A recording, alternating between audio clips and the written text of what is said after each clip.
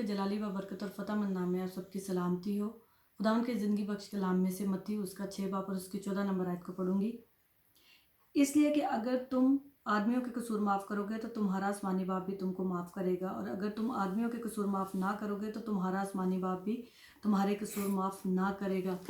मेरे अजीज़ों, इस वक्त खुदा का कलाम इस जगह पे हमें क्या सिखा रहा है कि अगर हम आदमियों के कसूर माफ़ करेंगे तो हमारा आसमानी बाप भी हमें माफ़ करेगा, लेकिन अगर हम आदमियों के कसूर माफ़ नहीं करेंगे तो हमारा आसमानी बाप भी हमें माफ़ नहीं करेगा, हम भी उसकी माफ़ी के हकदार नहीं होंगे। हम कब किसी को माफ़ कर सकते हैं? जब हम मसीह में पेवस्ता होते हैं। जब हम मसीह में पेवस्ता होते हैं तो फिर हम माफ़ करने का ज़ोर पाते हैं, लेकिन अगर हम मसीह में पेवस्ता नहीं होते तो फिर हम माफ़ करने का ज़ोर भी नहीं पाते।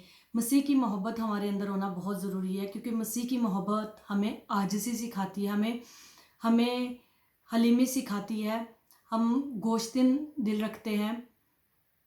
हम मसीह में जब मसीह के साथ चलते हैं, हम उसके हुक्मों पर अमल करते हैं, उसके कलाम के मुताबिक अपनी ज़िंदगी बसर करते हैं, तो फिर हम माफ़ करना भी जानते हैं। लेकिन अगर खुदा का कलाम हमारी ज़िंदगियों में नहीं है, खुदा की मोहब्बत हमारी ज़िंदगी में नहीं है, तो हम माफ़ करना नहीं जानते। इसलिए अजीज़ों, ज़रूरी है कि हम उसमें पेवस्ता रहें, हम उसके साथ चलें। मसीह यीशु ने कब हमें माफ़ करना सिखाया? जब वो दर्द में था, जब वो तकलीफ़ में था, जब वो सलीब पर था, मेरे और आपके गुनाहों की खातिर। जो उससे मजाक कर रहे थे, जो उस पर ठट्ठा उड़ा रहे थे, लेकिन वो उस वक्त उस दर्द में भी उन लोगों के लिए बाप से शिफायत करता है। क्या कहता है कि ऐ बाप, इनको माफ़ कर, क्योंकि ये नहीं जानते ये क्या करते हैं। वो अपने बाप के साथ पेवस्ता था,